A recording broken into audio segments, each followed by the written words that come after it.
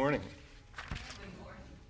Welcome to the UU community of Halifax. My name is Ben Robbins, and I'm glad to be your minister. Our mission is to provide a community that nurtures personal and spiritual growth, practices inclusiveness, celebrates diversity, and affirms individual and collective commitment to community service and social justice. Tanya and I moved last weekend. Yeah, so we're now in another house in the same part of town. But this raises the question, how closely do we want to get our new neighbors? How close do we want to be with them? Do we want the simplicity of keeping to ourselves, or the complexity that comes from human dynamics with the people one or a few doors over? Today we explore the question, how do we relate to our neighbors? When you imagine the interdependent web of all beings, what does that look like on your street or in your building? Today is also Bring a Friend Sunday, so welcome. Thank you so much for being here. Perhaps you'll find this to be a place where you can reflect on life and relate authentically to others. You might find this place resonates with and nurtures the work that you do to transform the world. Please see the announcements in the order of service, and note that today at noon, right here, we have the second session of Building Your Own Theology. All are welcome. And our Thanksgiving potluck is a week Monday at 3 p.m. Sign up, I believe, is on the whiteboard in the ballroom, or email Faith Piccolo. It's on the table in the ballroom. Great. I might add that we need potatoes. We need potatoes. Thank you. Very important. Thank you to our volunteers and staff who make our Sunday services possible. We have Riley Friesen on tech and Tristan Kellaway on keys. A special thank you today to those who came to the work party recently. Thank you so much. Our building and our grounds appreciate it. And now we have our land and climate acknowledgement. Thank you, Judy.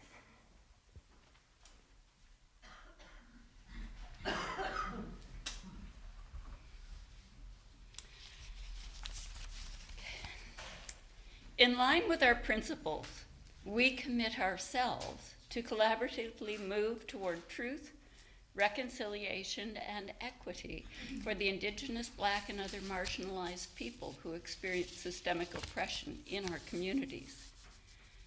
To this, we acknowledge we are meeting today on lands to which we were welcomed and assisted by the Mi'kmaq, whose land it was for millennia. In order to settle the battles between the Mi'kmaq and the British, peace and friendship treaties were entered into, treaties by which we are still governed.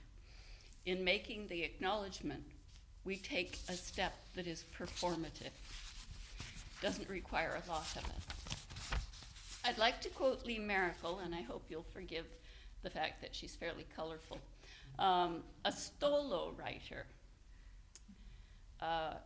who said, "I would accept an apology from someone if they stepped on my foot, but not if they were still standing on my effing foot." That is a truth we need to know. When we ask, what can I do? I would suggest it requires, firstly, that we commit ourselves to learning the truth. There was a documentary on Truth and Reconciliation Day called The Good Canadian, which challenges our view of ourselves as good and speaks to what did occur and deals with the state of relationships at the present time. Likewise, we can benefit from learning the truth about communities of Black Nova Scotians, including the story of Africville. There were no Africans in Africville. There were escaped slaves who had assisted the British. During the 20th century, Halifax neglected the community, failing to provide roads, water, and sewage. Finally, it condemned the community and moved the residents out. There is an ongoing protest at the site, as well as the museum. And we need to commit ourselves to preserving the fragile ecosystem on which all life depends, and without which we will never have the time to get other things right. An example is that the reefs are bleaching rapidly in warming seas. There are scientists struggling to speed up evolution in order to be able to reestablish the reefs, which harbor life on which our lives depend. These are all daunting challenges, but perhaps we can think as the Iroquois did, the Haudenosaunee, that the decisions we make today should ensure the sustainability and health of our communities to the 7th generation.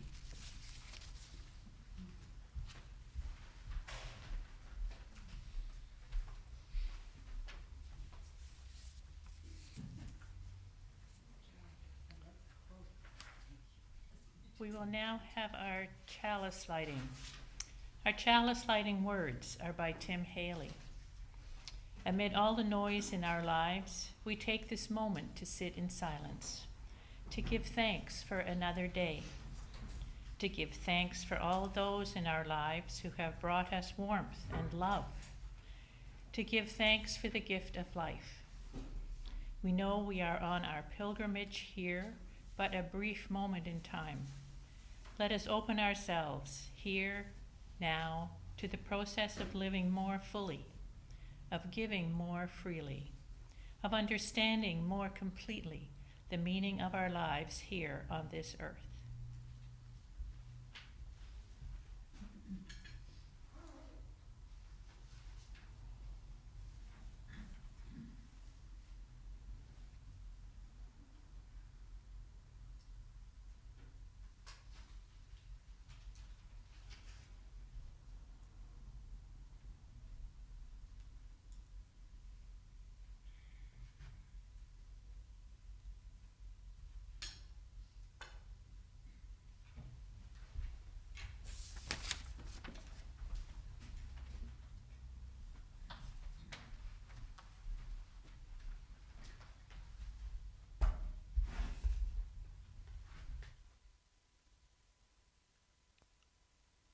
2 years ago, 3 years ago, Tanya and I moved to Portland, Oregon for my last ministry.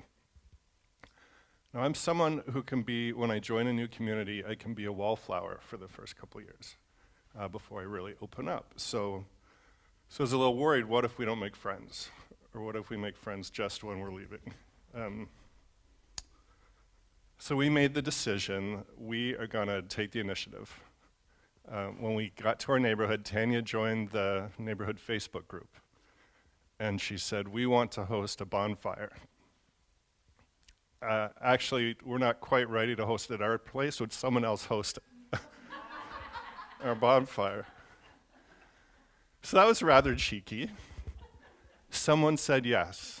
Someone said yes. They hosted a bonfire. Maybe a dozen people came. They were all very friendly and nice. One of them offered to host the next one, which was fabulous. But there was one person in particular that we just completely clicked with immediately. And so they had us over for morning coffee in the front yard with them and their friends. And we got along great with their partner and their friends, so we just immediately had this awesome friends group. It was either morning coffees in the front yard or evening bonfires in the front yard. So it completely worked. This new neighborhood became a cozy neighborhood for us. So I have questions for you. Do you say hi to your neighbors? Yeah, most people say hi to their neighbors. Have you been into their home in the last 6 months, or have they been into your home? Oh, some nods and some shakes. Okay, cool. Do you have an annual street party or building party? Quite a few of you. Send some no's. Do you know the names of at least 2 dogs on your street? Would you prefer that your best friend lived right next door or a little bit further away? Who would love their best friend to live right next door? Okay. Who actually has that or something close to that? Hey, okay, cool. Very nice. All right, thank you so much. So today we're going to explore the rewards and challenges of connecting with our neighbors. And now please rise and body our spirit for our opening song. It's not in the hymnal, it is Homeward Bound by Simon and Garfunkel. Yes, the lyrics are going up on the screens.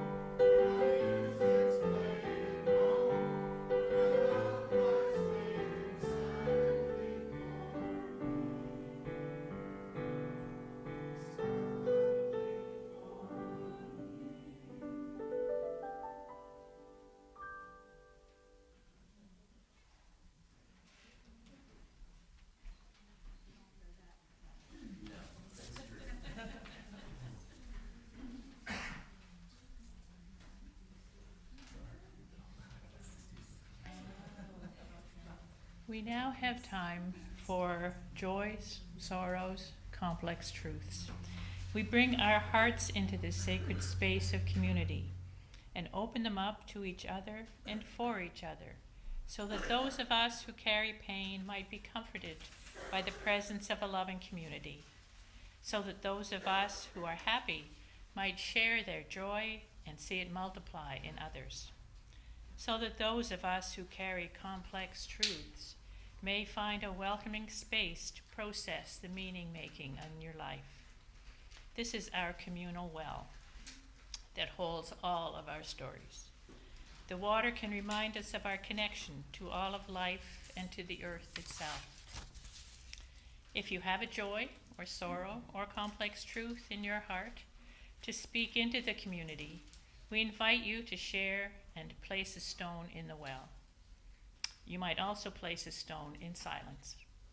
If you are willing, please speak from near the well, and I have a microphone here, so that those on Zoom can see you.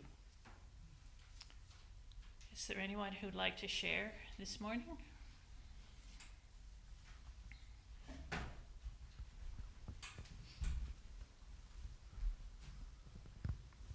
Hi, Judy here. Many of you have followed along with my friend Marg in Cape Breton, who has been going through a cancer diagnosis and was to have passed away many months ago, but didn't. And so they called her back into the hospital, and then they weren't sure it was cancer, and now they think it's cancer again, but they're not certain. So she's been confined to hospital for the duration of her life. I'm going down to visit. I will miss all the Thanksgiving festivities. But she's getting pretty ticked, and I think she's ready to go. It'll be good to see her again.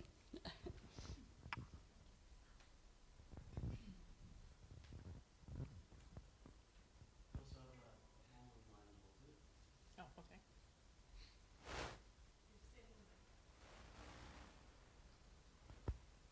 Pam?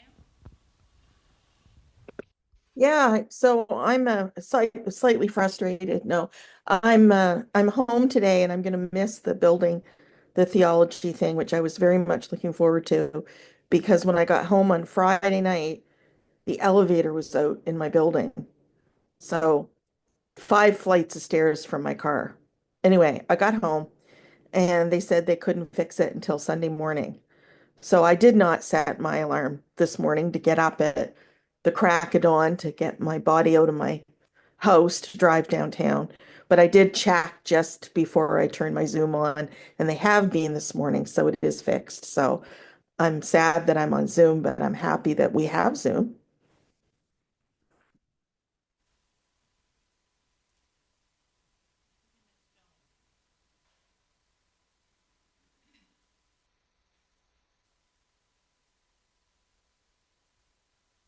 Is there anyone else?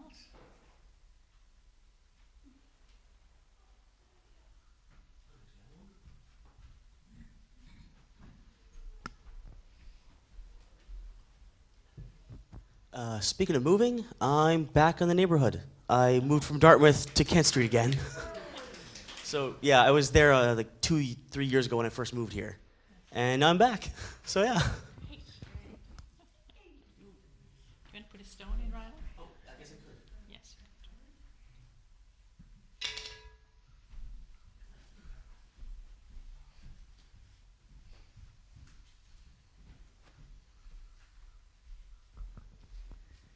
can face the camera there. Sure. Hi, my name is Jamie. I'm new here. I don't recognize any of your faces. I thought in honor of putting myself in a new community, why not dive feet first and come up and say something.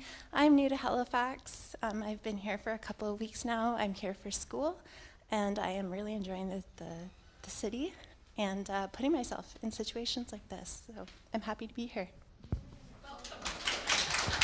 Welcome.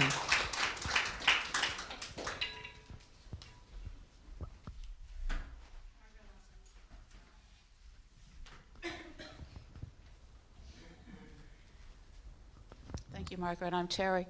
And I'm from the United States, and so I have a sadness and a complex truth, and I won't get into the details because I think you know them.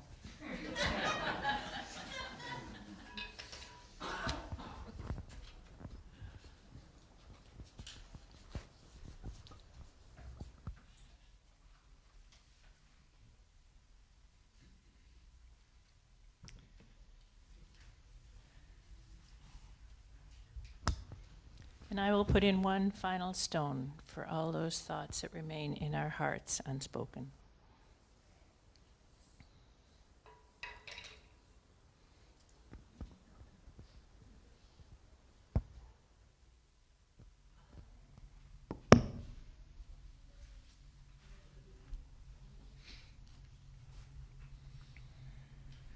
And we will now have the pleasure of a musical meditation by Tristan. This is Cook's Bay by Kenny Barron.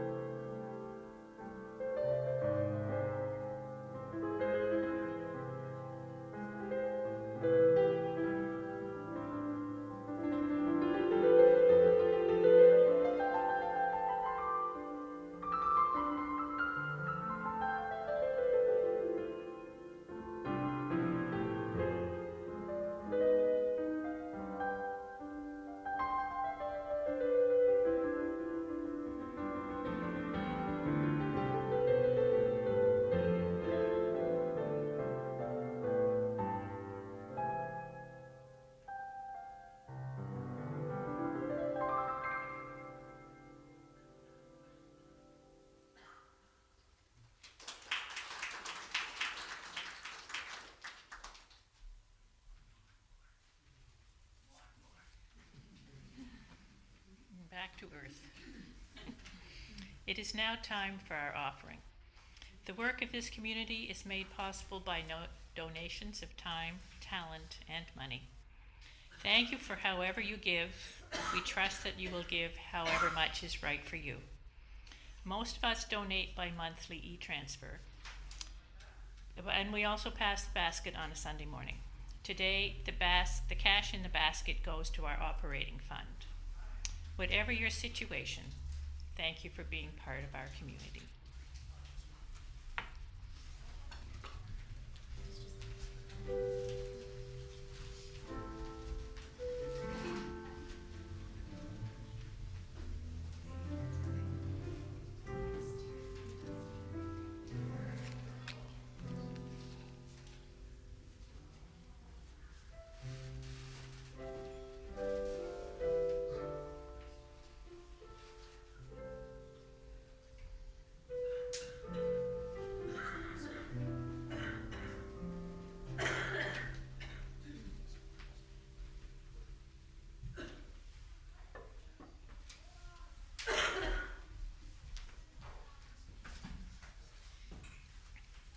Now, if you want to rise in body or spirit for our offertory hymn, Circle of Song.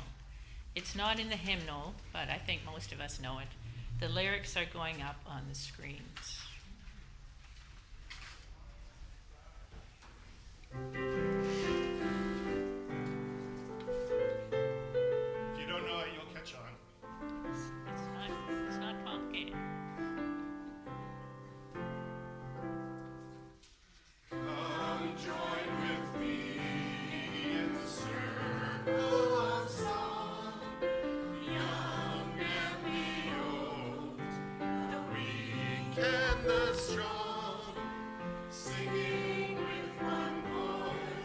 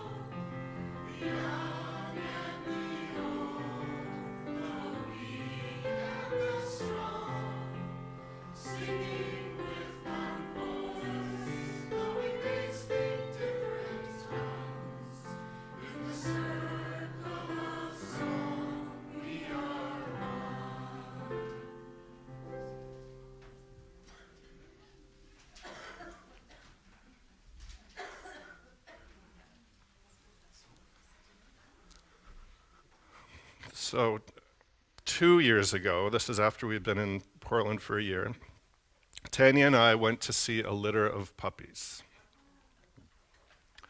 Tanya sat down on the grass. One of them came right over and sat in her lap. So we took him home and named him Henry. He was our first puppy, and we did not know what we were getting into. Suddenly, we had this wild and loving whirlwind of energy in our house. It was kind of like a cross between Anne of Green Gables and Alien. On day one, our friends came over and sat in the front yard with him. So there were laughs, cuddles, and this furiously wagging tail. The woman 2 doors over came over. We had never spoken with her, but she was fast friends with Henry. The cashier at the local grocery store, who walked by every day with his eyes glued to his phone, he stopped to say hi to this eager puppy with his paws up on the fence. We took Henry to a food truck pod.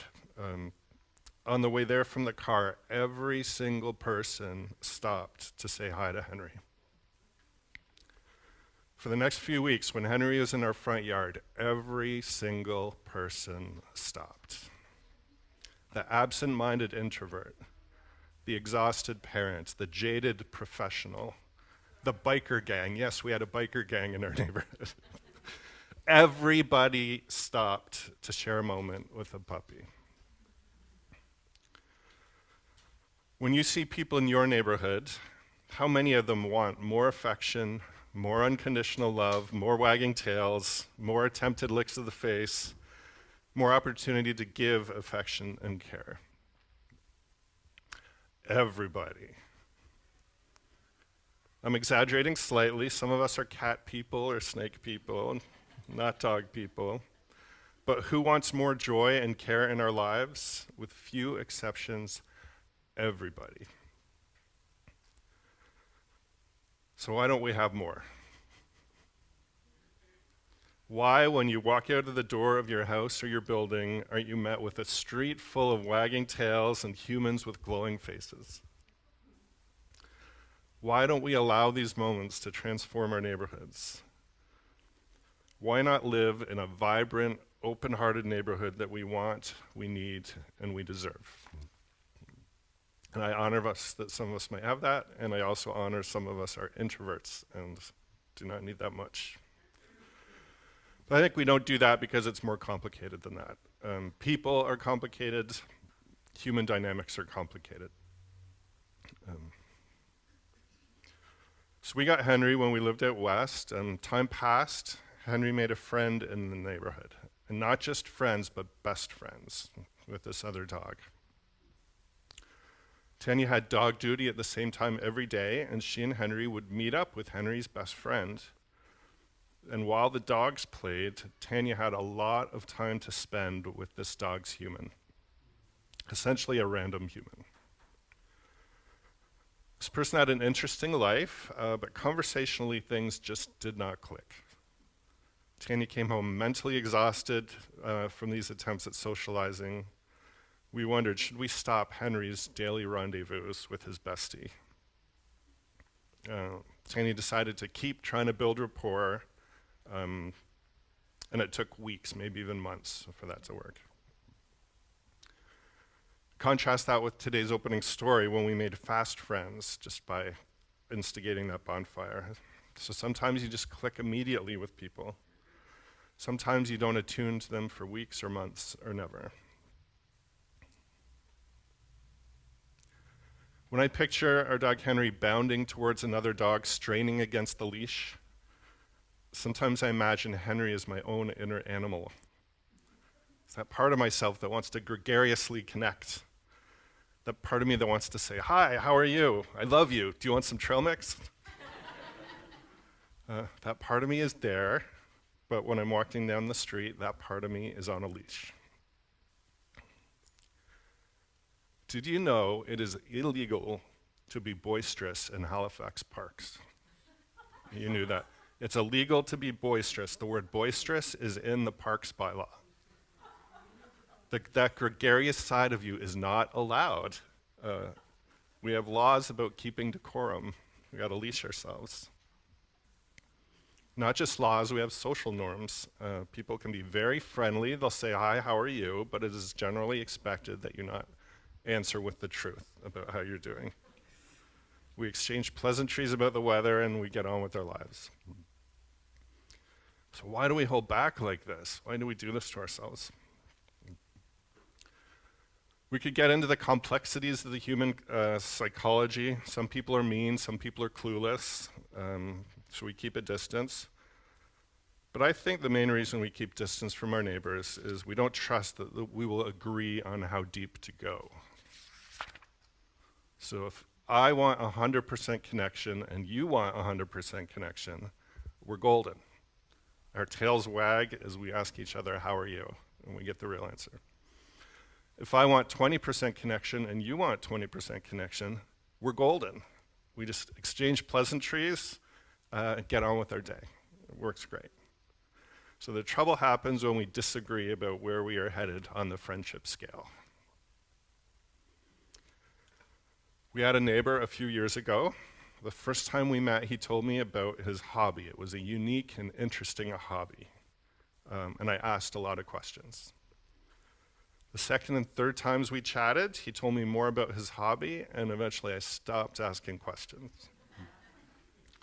And then the next time we chatted, it was clear where the conversation was going. I gave a quick hello and moved on. So I can't tell you the hobby. It's so unique that you could identify this person. So,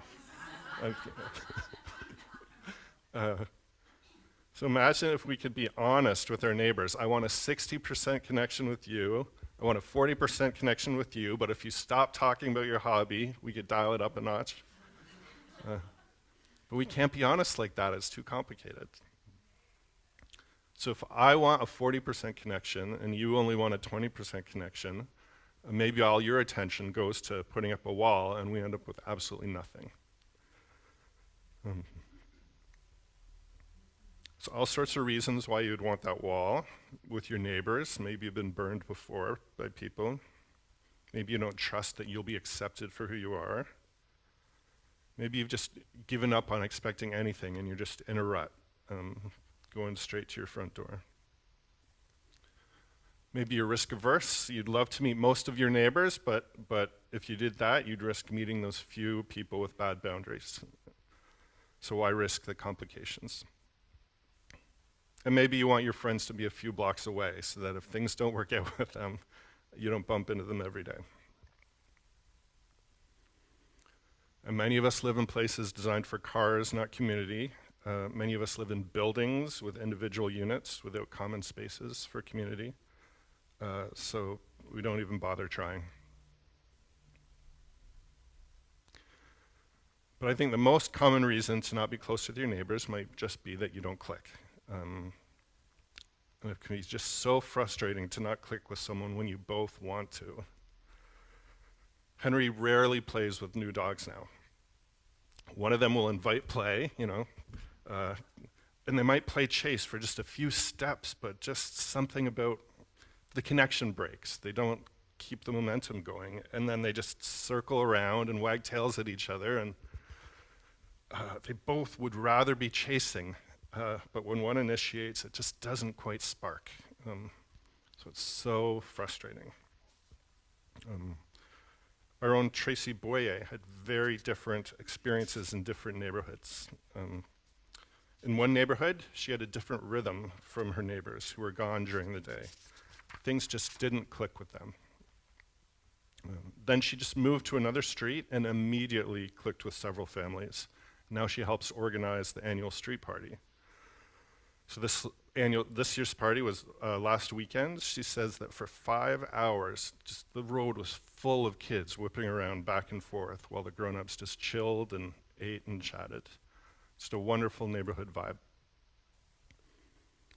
So luck is involved in if things click, but there are ways to improve your luck.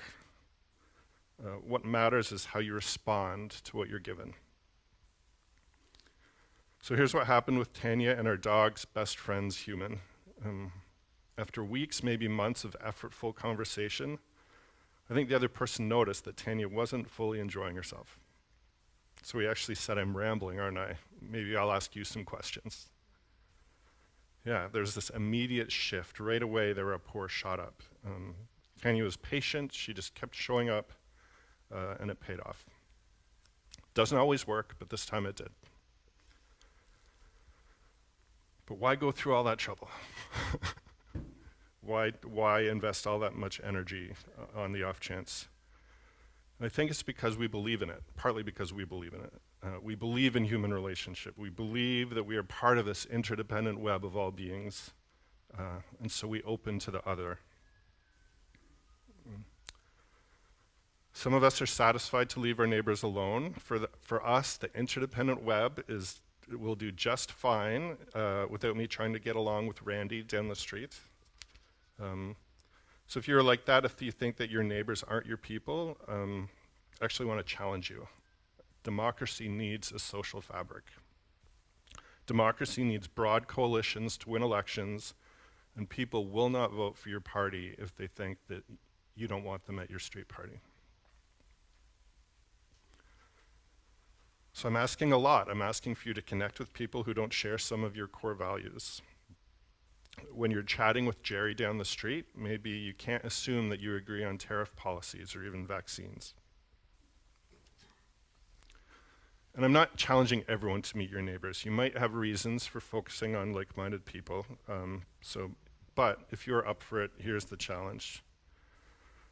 I challenge you to see the enormous potential in meeting your neighbors and going deeper than you already are. I'm asking for an attitude change. I'm not daring you to become close with anyone in particular, because that would be creepy. But I'm challenging you to imagine that so much more is possible. Think Anne of Green Gables. She moved into the Cuthbert house, which was a bit sleepy, in a town that was a bit run down, and she just did not accept the status quo. Anne of Green Gables loved life, she loved people, she loved helping. She organized a helping society, what was it called? The Improvement Society, to paint all the barns. Every moment was an opportunity to create new life.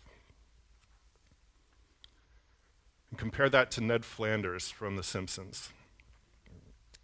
Ned Flanders is the caricature of the cheerful neighbor, always there with a gushing, friendly hello. I'm not a huge Simpsons fan, but my sense is that Ned Flanders doesn't really like people. He just likes the idea of people. A smile is enough for him. He doesn't need to connect with the depth of their humanity. If someone wants a big gushing hello, I say, great, give them a big gushing hellos. I love big gushing hellos. But only if it comes with curiosity, if there's more there. So I challenge you to meet your neighbors really where they are at. If they want that 100% connection, great. If they just want a hello, how gushing a hello do they want?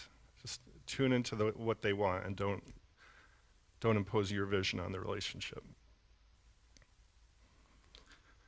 I've told you that I brought a cornhole set with us to Halifax.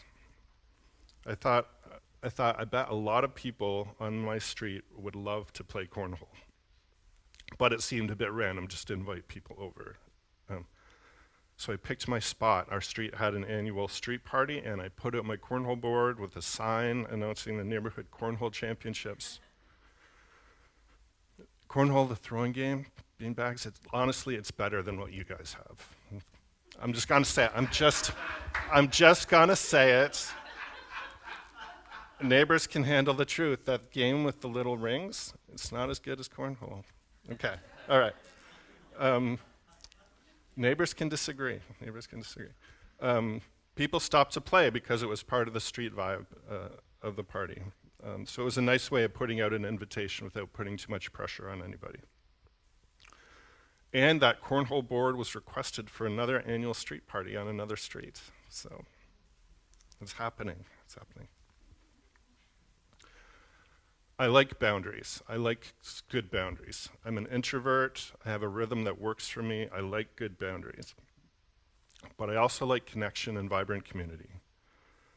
My experience walking Henry through the neighborhood is that plenty of people crave more connection, but humans are too complicated, so they direct their openness to the golden retrievers. They want it. So how can we make humans simpler for them? I think we can engage in this active creation of community. I think we can bring this social fabric to life in your neck of the woods, not by urging people to connect, not by trying to get your neighbor up to 60% friendship, if that's not what they want. It's just so complicated. Humans are complicated. But I think you can do it just by loving life, loving your neighbors as people. They'll notice. They'll realize if you do or don't. And just meet them where they're at. And if you're feeling cheeky, see if anyone wants to host a bonfire.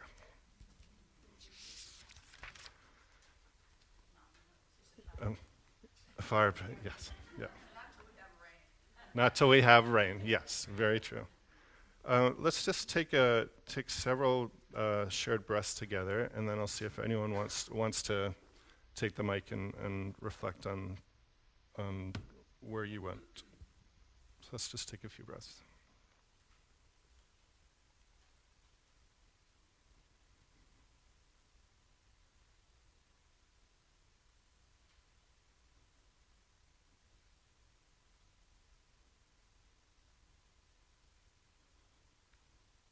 So would anyone like to share their thoughts, whether on the community in your neighborhood or if you're scrunching your face at the thought of it, Judy, or whatever else came up for you. And I can bring you the mic if you would appreciate that.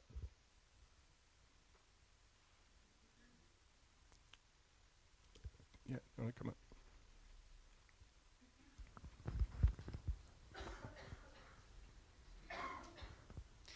This is really unusual for me. I'm not one to usually come in front of a group and speak to people, but I'm really feeling this is such a welcoming place. Going back to saying that I'm new to Halifax, that story really resonated with me about your bonfire. I'm a librarian. I love reading, so I decided to meet my neighbors. I would host a stoop reading club. Nobody has taken me up on it, but it has been a really good way just to meet people walking across the street. So I know my neighbors' names. They know my name. They know my background. I know a little bit about them. I know most people's dogs' names. So that was a really nice story. Thank you.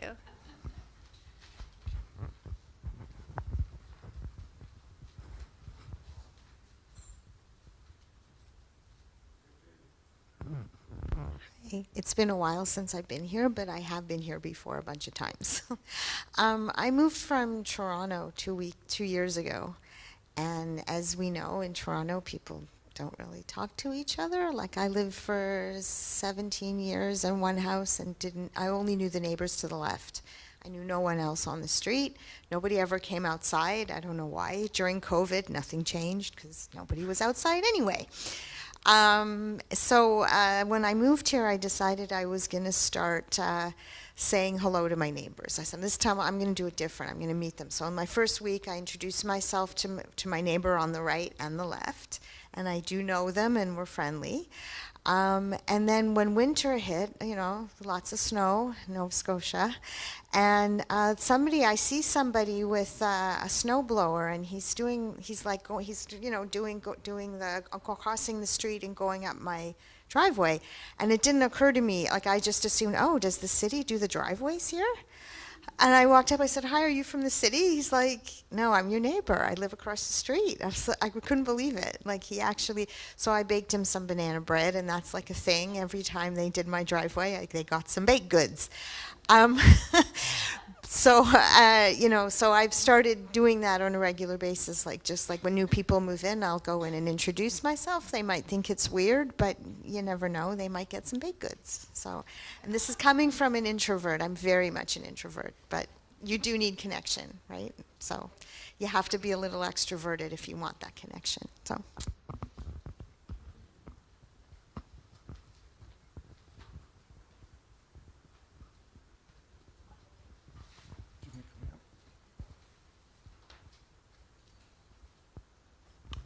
So I'm involved with an organization here in Nova Scotia called the Happy Community Project.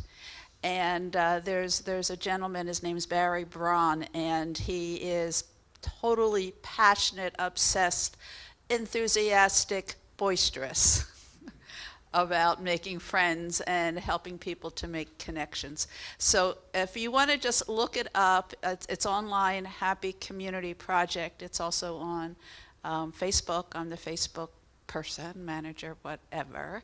But it's all about having the courage, and so often it takes courage to reach out. And Jamie, you got a lot of courage, girl, to reach out and just let yourself, be known. Now, you don't have to like volunteer to babysit or to scrub the kitchen floor. You just have to, say hello, and banana bread's good.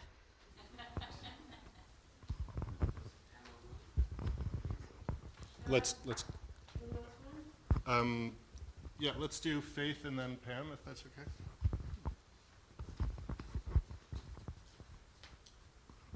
I recently acquired a new neighbor, and when they moved in, there's just a young couple. I brought them flowers and a card, welcomed them to the neighborhood. And they're friendly enough, but they've since deposited a load of garbage, like bricks that they took out of their basement and all kinds of garbage, where they can't see it, but it's right by my back door. So I'm wondering if I will have the courage to say, when are you going to clean up your garbage? And will that be the end of the relationship? The complications. I didn't know how lonely I was. I had really awful neighbors in my house in Ottawa. I could write a book about it. And I only had two neighbors in Heron Cove and really, really spread out. And I had one excellent neighbor that I've known since the 80s, and another neighbor on the other side that was an equally awful neighbor. Anyway, and it was kind of isolated. So I sold my house and I moved to an apartment building in Bedford. The day I moved in, I got here with the movers, and there was a sticky note on my door with a cell phone number of my next door neighbor saying, a bunch of us are going out to dinner at the pub down the street. You want to come? That was in May. I've since joined two seniors groups in Bedford, a second book club. I could be busy every day of the week, but I know so many people in this apartment building. And any night I just want to hang out with people, I can take my wine down to the common room, and there'll be 10 people down there. I never knew how much I needed that. So it's really, really good to get to know people. Wonderful, thank you. The conversation can continue, and the sharing of ideas can continue at social hour, but for now, please rise in body or spirit for a closing hymn. It is in the hymnal, number 6 in the gray hymnal, Just as Long as I Have Breath, and the lyrics are going up on the screens.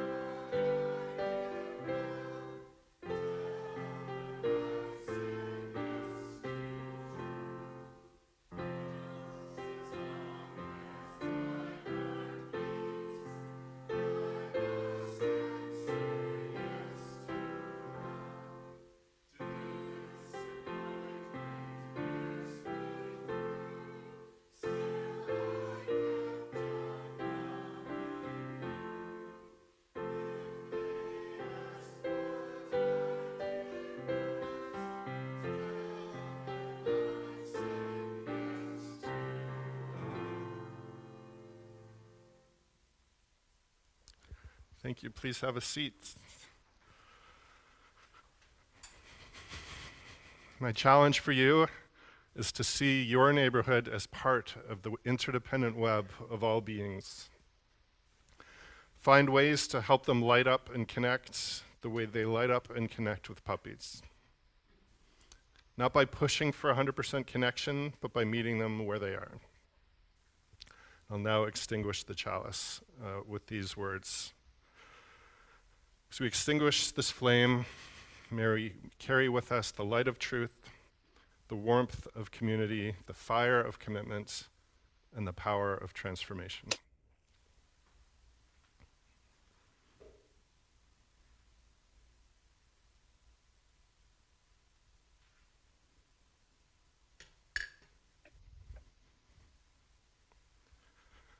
There is coffee available in the social hall.